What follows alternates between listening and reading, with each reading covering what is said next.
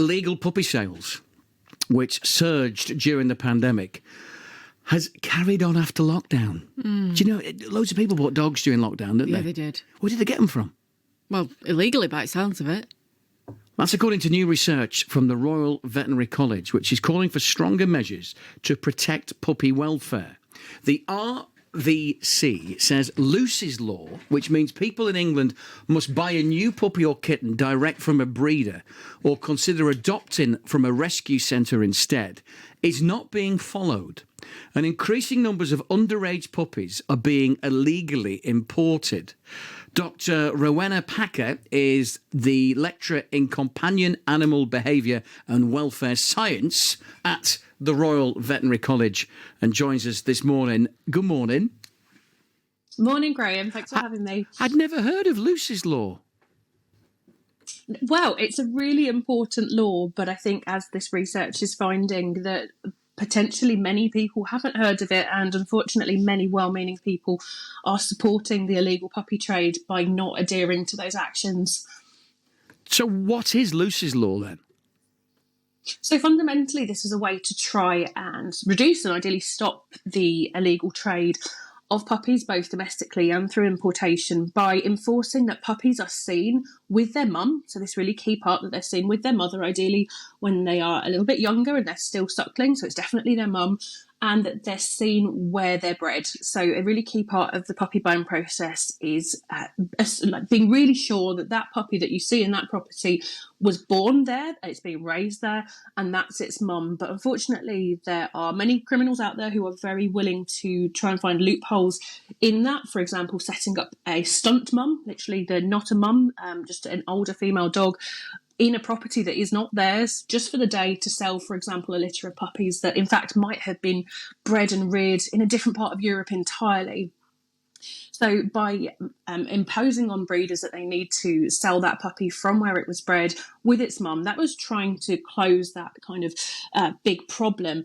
Unfortunately, from what we're seeing with our new research, people are still not aware of this. They're still buying puppies away from where they were bred. They're still buying puppies without mum. And they are now, unfortunately, we're seeing buying more and more puppies that come with passports, which indicates that they were bred outside of the UK, and potentially, given that they are all relatively young, so under the legal age for import, are actually from the illegal puppy trade.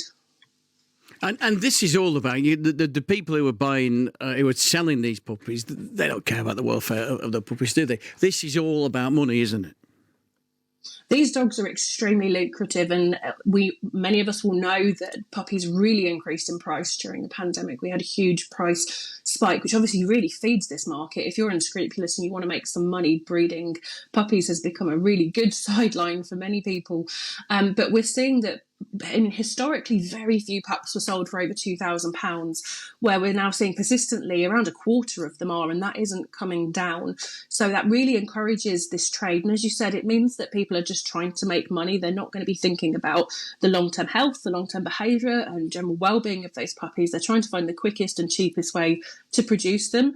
And given the UK has a really insatiable desire for pups, we need around 1 million new puppies per year coming into the UK, either domestically or from importation.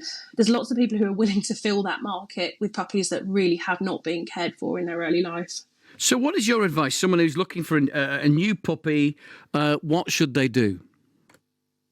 So a really key thing is that they need to visit and visit and visit again that breeder. They need to build up a relationship to make sure that that breeder actually lives in that property, and that is the mother of their pups, and that if they visit, and ideally, as we said, 3 times, only collect on the 3rd visit, you can be sure that that is not just a house that's been set up with a stunt mum, and that puppy definitely lives there and is being cared for appropriately.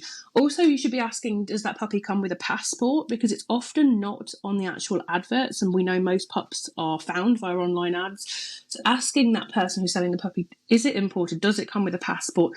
and refusing to buy puppies that are being imported, because many people are completely unintentionally supporting that illegal trade. As we said, over 1 in 10 pups and now appear to be coming to the UK from abroad, many of which are illegal because of being underage. And that's huge risks to the well-being of that puppy, but also thinking about their poor mum out in another country that's being used as a breeding machine. You know, there's lots of implications of supporting that trade, which I'm sure many of us really don't want to do. Thank you for joining us this morning. Never knew about Lucy's Law until now. Every day a school day. Dr. Rowena Packer is a lecturer in companion animal behaviour and welfare science at the Royal Veterinary College.